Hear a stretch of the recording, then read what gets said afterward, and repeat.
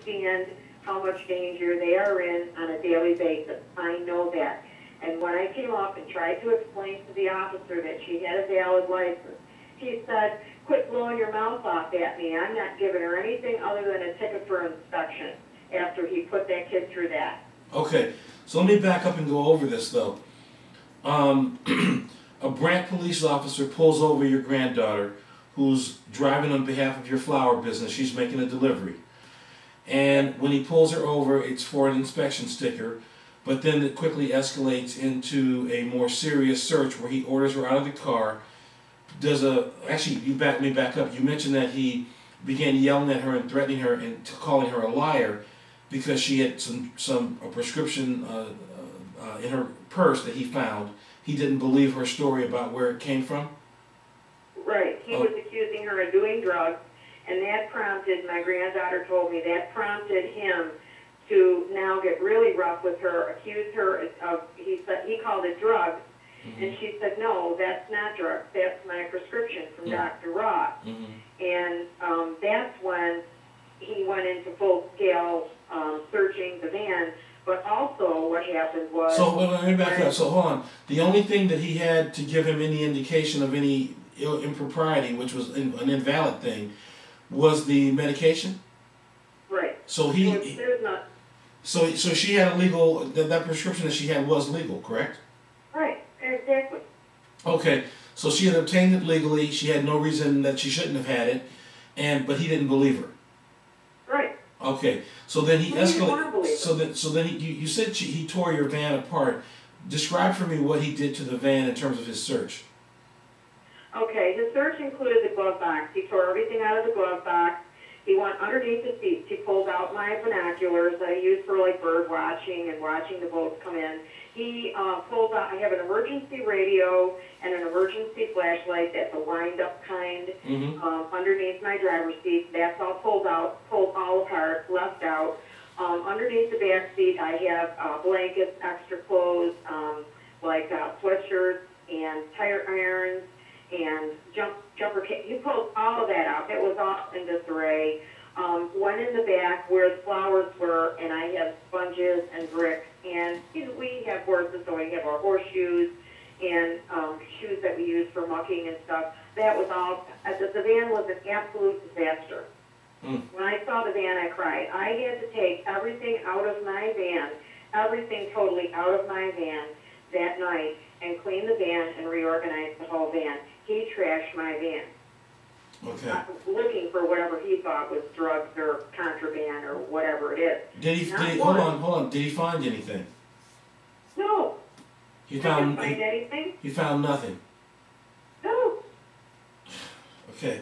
I'm sure that if he found something, that would have been a whole hell to pay. But no, there was no probable cause to begin with. He didn't believe her license. Then what it turns out was he was not putting her name. He was not inputting her name properly in the computer.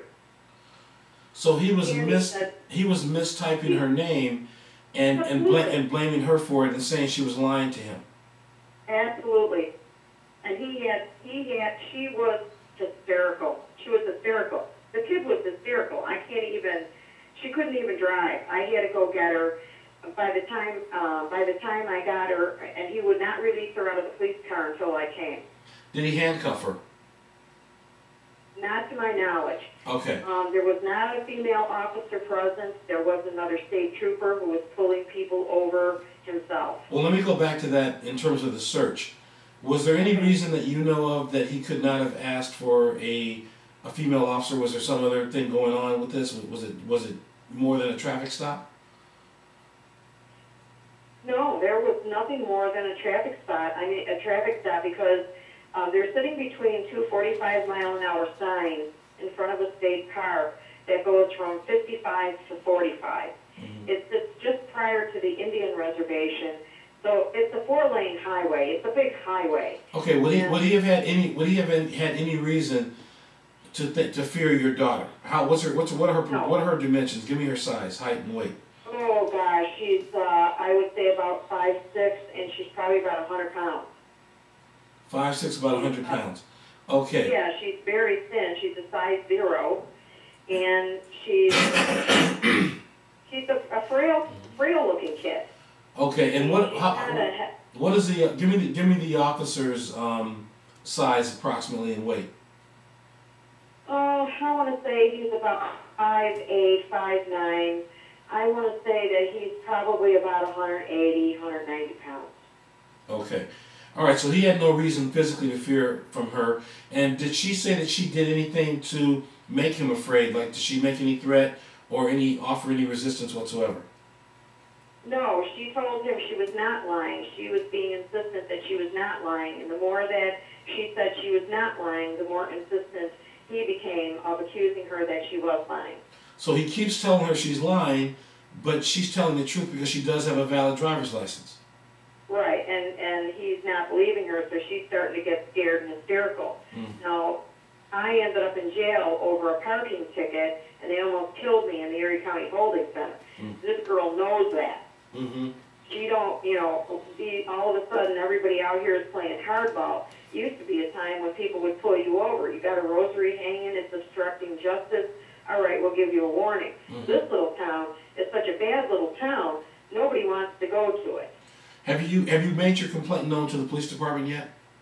No, I have not. Okay, let me. I'm afraid it's a very crooked town. Well, let me do this. They do not play honest politics. We're going to help you and make sure that your complaint is safely registered, and I don't want you to worry about that. So, if there's any concern for your safety or any other problems, then you call me. I'll give you my. They tried to take my van. They've already cost me almost $500, and the first time there was nothing wrong with my van. Okay, well let's address this one thing at a time.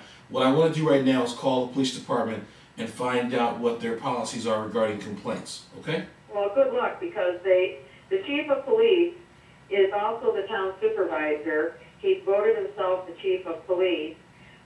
He's closed his town government. In other words, nobody's allowed to speak in the town meeting anymore. They're such dirty. They've been all over radio and TV out here. Okay, well, if you have, hold on. If you have articles or things that you can send me, I'll give you a place to send that, okay? Okay. And just give me a moment.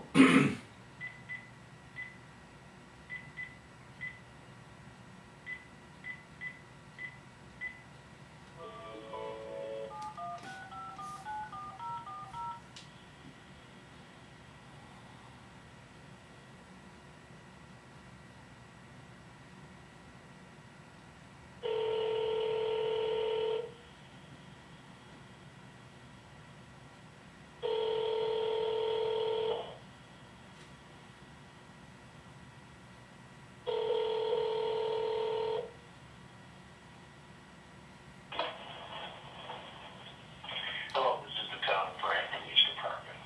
We are out of the office at the present time. We have an emergency situation. Hang on and dial 911. Okay, ma'am. I'm going to call them during regular business hours and see if I can't get an answer to some of the things I need to know about proceeding with your complaint. I'm going to stop the recording here.